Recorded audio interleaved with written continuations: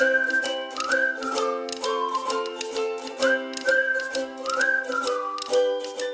बच्चों, today we have learn class 9 science chapter 6 fundamental unit of life cell exercise solution.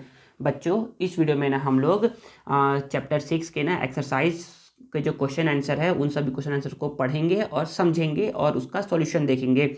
चलिए, तो हम लोग क्या कहते हैं, एक्सरसाइज का जो फर्स्ट क्वेश्चन है उसे पढ़ते हैं। Choose the correct option. तो पहला क्वेश्चन क्या है, name cell was given by one of the following. मतलब कि सेल का जो शब्द है ना, सेल शब्द जो है उसको किसने दिया था, तो उसको दिया था रॉबर्ट हुक ने। किसने दिया था? रॉबर्ट हुक ने। तो सर रॉबर्ट ब्राउन ने क्या किया था? तो बच्चे रॉबर्ट ब्राउन ने डिस्कवर्ड किया था।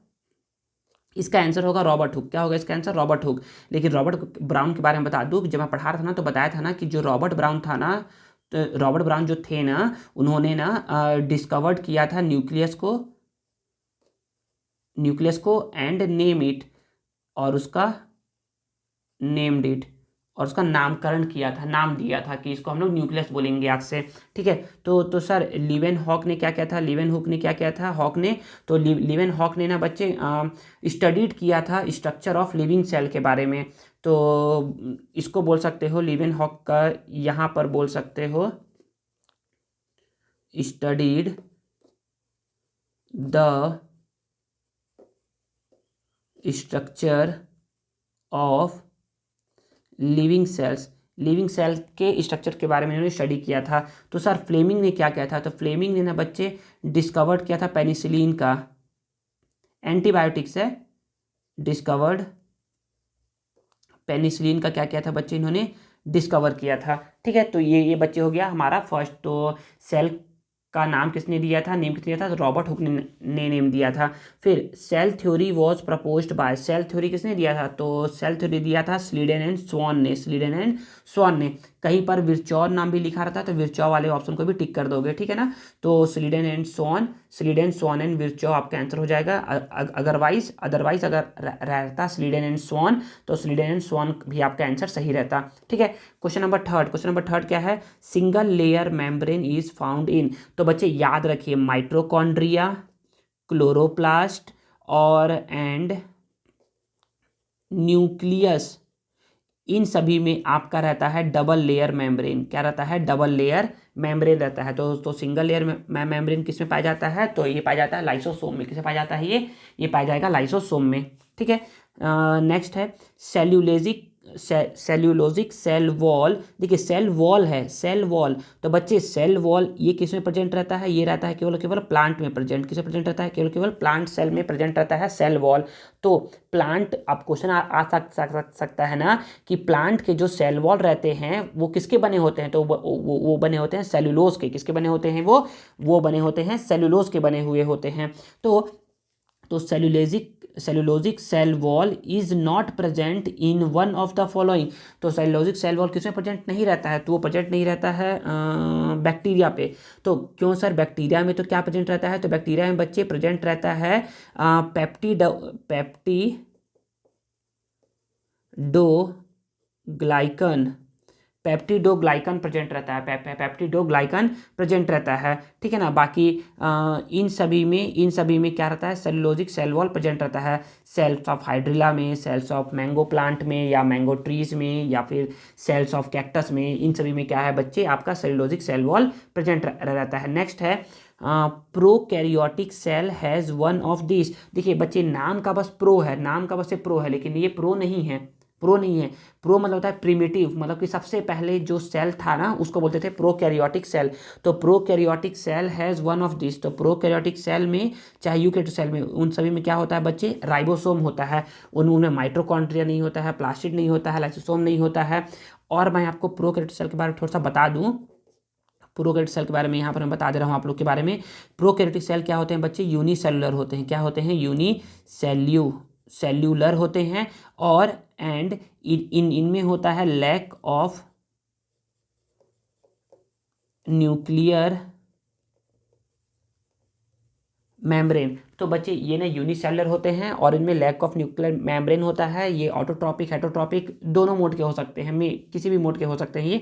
तो इतना ही जानिए। प्रोकैरियोटिक सेल में क्या होता है बच्चे, राइबोसोम पाया जाता है। नेक्स्ट क्वेश्चन है कि draw a typical plant cell and label the following part. तो ड्रॉ करना है हम लोग को टिपिकल प्लांट सेल और उसका इन सभी पार्ट को नेमिंग करना है। तो बच्चे यही हमारा आंसर है। तो टिपिकल प्लांट सेल यहाँ दिया हुआ है पेज नंबर 83 में। तो पेज नंबर 83 जब आप निकालोगे ना तो उसमें ये टिपिकल प्लांट सेल ऐसा करके आप ड्रॉ कर दोगे और जो जो पार्ट बोला जा रहा है उन सभी पार्ट को आप याद करके नेमिंग कर दोगे। तो सेल वॉल को दिखा दोगे, सेल मेम्ब्रेन को दिखा दोगे, क्लोरोप्लास्ट को दिखा दोगे, न्यूक्लियस को दिखा दोगे, जो जो पार्ट जो जा रहा है उसको आप बना करके दिखा दोगे। ठीक है ना, आई थिंक समझ में आया होगा। चलिए अब आगे पढ़ते और समझते हैं। फिर नेक्स्ट क्वेश्चन है question number 3, write a difference between. केवल एक ही डिफरेंस लिखना है cell wall and cell membrane में। तो कम से कम आप ना 2 से 3 डिफरेंस याद रखिए सेल वॉल और सेल मेम्ब्रेन में क्या क्या डिफरेंस है। तो देखिए ना बच्चे, सेल वॉल अभी बताया था ना, इसमें बताया था ना अभी कि सेल वॉल केवल प्रेजेंट होता है किसमें, प्लांट में। तो बोलोगे cell wall is present in a plant cell and cell wall is not present in a animal cell. ठीक है ना, ऐसा करके बोल सकते हो कि तो सेल वॉल प्रेजेंट रहता है केवल प्लांट सेल में। In animal cell the outer most layer is called cell membrane and in plant cell one more membrane is present outside the cell membrane is called cell wall। ठीक है ना। ये फिर cell membrane में दूसरा point बोल सकते हो ना कि cell membrane is made up of fats and protein से बना होता है ये। और आप इसमें बोल सकते हो कि सेल वॉल जो ना, सेल वॉल होता है ना वो बना होता है सेलुलोज का। बताया था ना अभी, सेलुलोज का बना होता है सेल वॉल। अब अदरवाइज जो आपको सॉल्यूशन शो हो रहा होगा ना, आप लोग उस सॉल्यूशन को भी फॉलो कर सकते हो अपने क्वेश्चन का आंसर देने के लिए। ठीक है, नेक्स्ट क्वेश्चन है draw a labelled diagram of a typical animal cell. अब हम लोग को एनिमल सेल का डायग्राम बताना है और उसमें उसका नेमिंग करना है। ठीक है, तो फिर से पेज नंबर 83 ही है। तो 83 में बच्चे क्या है, टिपिकल एनिमल सेल है और ये है एनिमल सेल और उसका आप नेमिंग कर दीजिएगा। ठीक है ना, आप लोग अपनी अकॉर्डिंग इसको बनाइएगा। ऐसा नहीं है ना कि सेल मेम्ब्रेन ऊपर है तो आप ऊपर ही लिखोगे, कहीं पर भी लिख सकते हो। ठीक है ना, ऐसा करके आप इसको बना सकते हैं। अब चलिए अब आगे बढ़ते हैं और आगे समझते हैं।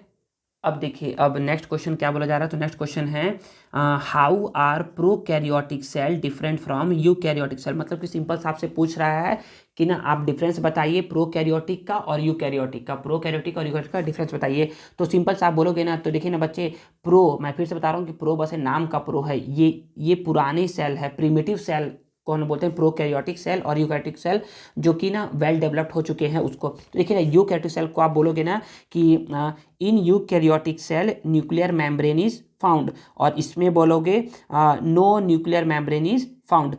यूकैरियोटिक में आप बोलोगे ना कि दे कंटेन हिस्टोन प्रोटीन, इनके अंदर पाया जाता है हिस्टोन प्रोटीन। और प्रोकैरियोटिक में बोलोगे they do not contain histone protein.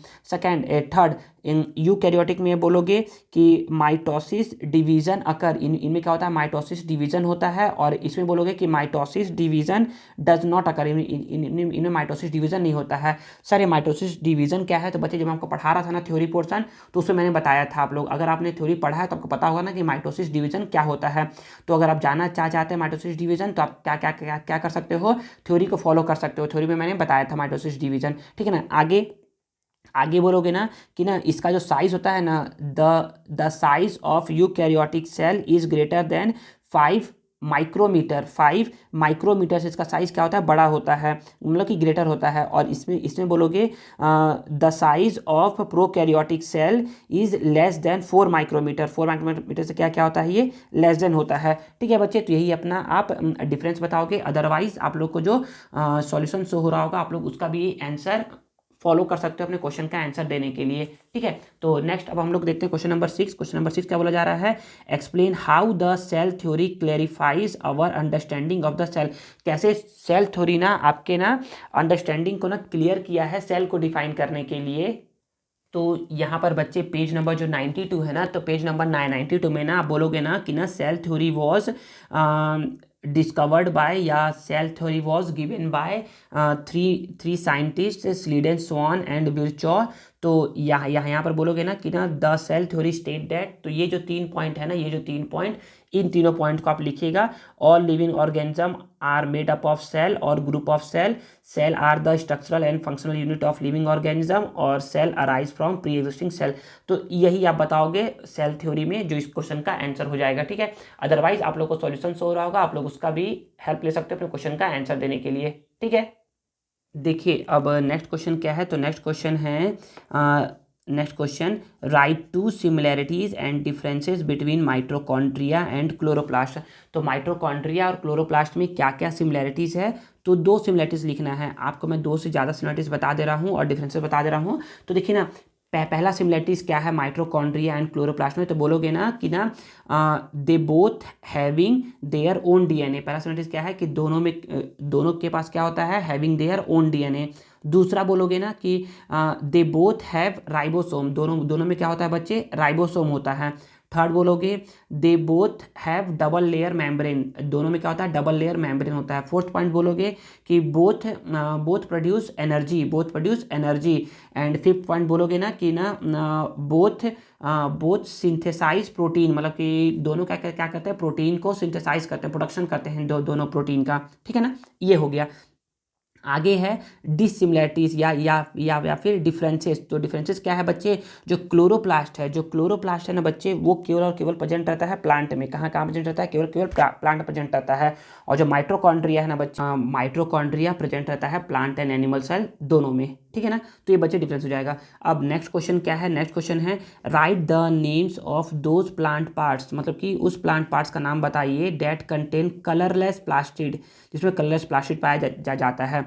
Chloroplast पाया जाता है एंड अदर कलर प्लास्टिड पाया जाता है, दोज अदर देन क्लोरोप्लास्ट। अच्छा, तो देखिए ना, तो बच्चे, तो क्या है बच्चे, कलरलेस प्लास्टिक। तो जब मैं आपको पढ़ा रहा था ना, यहाँ पर देखिएगा, जब मैं आपको ना पढ़ा रहा था पेज नंबर 90 का, कलरलेस प्लास्टिक, तो कलरलेस प्लास्टिक बोलोगे दीज लैक पिगमेंट्स, इनमें पिगमेंट नहीं पाया जाता है। और इसका एग्जांपल आप बोल दोगे कि मेज, पोटैटोज एंड रेडिश सेल्स। ठीक है ना, ये हो जाएगा कलरलेस प्लास्टिक्स में। ठीक है, फिर कलर्ड प्लास्टिड में आप बोलोगे ना कि these contain various pigments are found in some cells, seeds, flower, leaves, fruits of the plant. तो ये है बच्चे इसका कलर्ड प्लास्टिक का एग्जाम्पल। अब बोला जा रहा है क्लोरोप्लास्ट। तो क्लोरोप्लास्ट के बारे में ना आप यहाँ से ये देखिए, जो यहाँ पर शो हो रहा है ना, क्लोरोप्लास्ट के बारे में आप इतना लिखो दोगे, और आप ये भी बोल दोगे ना कि ना इसका एग्जाम्पल बोल दोगे, एग्जाम्पल की present in the green leaves of the trees, green leaves of the trees में ये प्रेजेंट रहते हैं ग्रीन लीव्स पे। और आप बोल सकते हो कि ये chloroplast is also called as kitchen of plant cell. तो ऐसा करके आप इसमें बोल सकते हो। ठीक है ना, तो पहला था हमारा कलरलेस प्लास्टिक, तो उसके बारे में बता दिया। फिर सेकंड था हमारा कलर्ड प्लास्टिक, उसके बारे में बता दिया। और थर्ड था क्लोरोप्लास्ट। तो क्लोरोप्लास्ट के बारे में इतना लिखिएगा, और इसका बारे में ये भी लिख सकते हैं। ठीक है ना, तो आई थिंक आपको समझ में आया होगा। चलिए हम लोग अब आगे पढ़ते हैं और आगे समझते हैं। अदरवाइज आप लोग को अगर सॉल्यूशन शो हो रहा होगा ना, तो आप लोग ना उसकी भी हेल्प ले सकते हो अपने क्वेश्चन का आंसर देने के लिए। अब क्वेश्चन नंबर 9 जो है, क्वेश्चन नंबर 9 क्या है, explain the function of endomembrane system. Endomembrane system का फंक्शन लिखिए। तो बच्चे ये कहाँ पर मिलेगा, ये कहाँ पर पढ़ाया था मैंने, तो ये मैंने आपको पढ़ाया था पेज नंबर 89, पेज नंबर 89 में है फंक्शन ऑफ एंडोमेम्ब्रेन सिस्टम। तो इसके बारे में मैंने बताया था। तो जो पॉइंट मैंने पढ़ाया था ना उस समय, उस पॉइंट में से आप पॉइंट वाइज करके आप लिखोगे ना, तो आपका कभी कोई गलती नहीं करेगा। तो पॉइंट वाइज करके जितना पढ़ाया था उतना लिख दोगे आप, तो आपका ये आंसर इसका हो जाएगा। ठीक है, समझ में आएगा इतना।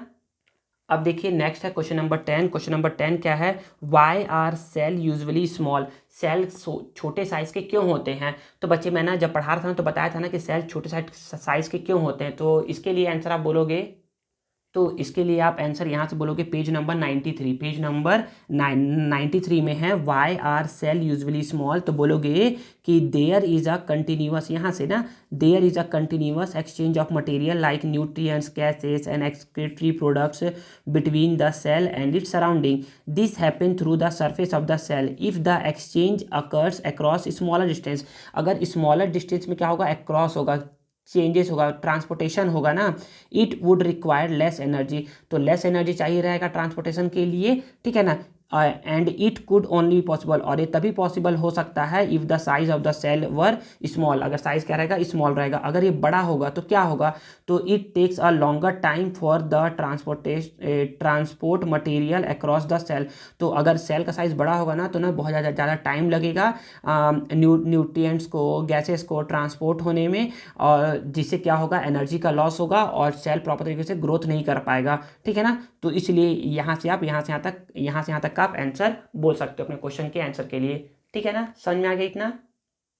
अब देखिए, अब नेक्स्ट क्वेश्चन क्या है, क्वेश्चन नंबर 11। क्वेश्चन नंबर 11 बोला जा रहा है, we add salt while cooking vegetables. तो हम लोग क्या करते हैं, सॉल्ट ऐड करते हैं जब हम लोग वेजिटेबल बनाते हैं।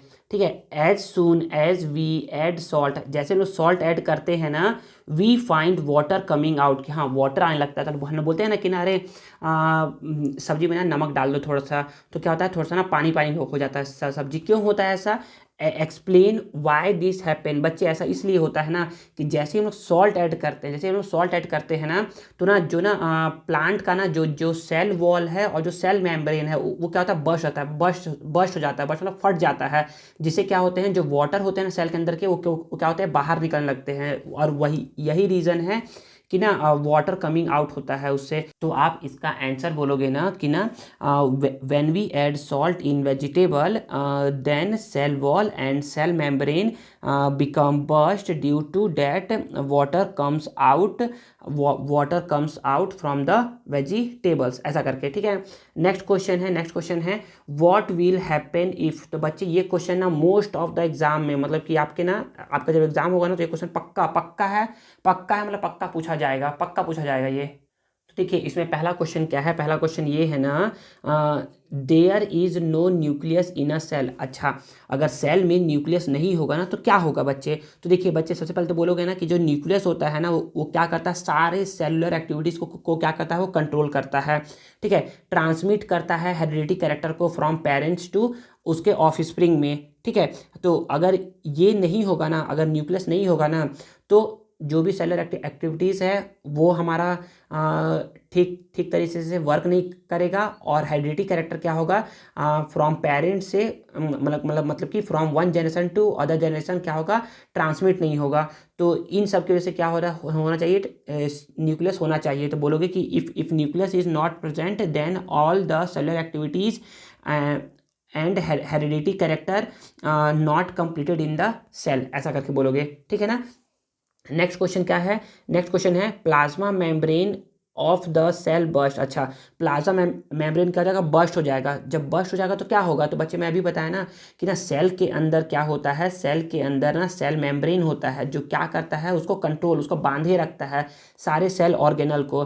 तो पहला चीज़ क्या होता है, तो पहले तो आप बोलोगे ना कि ना प्लाज्मा मेम्ब्रेन क्या क्या काम करता है। तो बोलोगे ना कि ना प्लाज्मा मेम्ब्रेन ना मूवमेंट कराता है सॉल्यूट पार्टिकल का ऑस्मोसिस के थ्रू सेल के अंदर। ठीक है ना, दूसरा बोलोगे ना कि ये क्या करता है, movement of energy by concentration gradient, मतलब कि एनर्जी को ट्रांसमिट करता है। मतलब कि सेल के अंदर अगर ज़्यादा एनर्जी है ना और बाहर कम एनर्जी है तो सेल का एनर्जी बाहर जाएगा, सेल का एनर्जी क्या होगा, बाहर जाएगा, जिससे ना बाकी पार्ट्स को भी क्या मिलेगा, एनर्जी मिलेगा।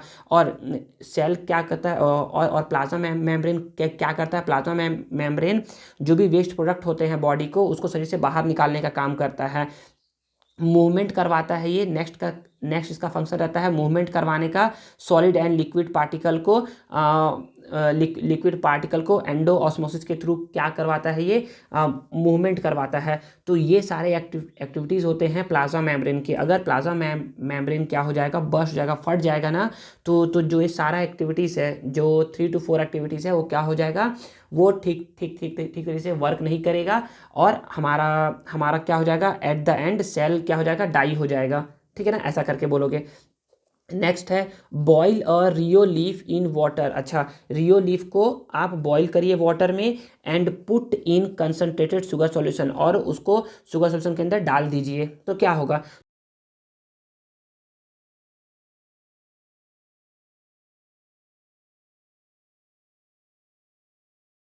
आगे बोलोगे Golgi body is remove from the cell, अगर गॉल्जी बॉडी रिमूव हो जाएगा सेल से तो क्या होगा बच्चे, गॉल्जी बॉडीज ना बहुत ही इंपॉर्टेंट रोल प्ले करता है हमारे बॉडी में।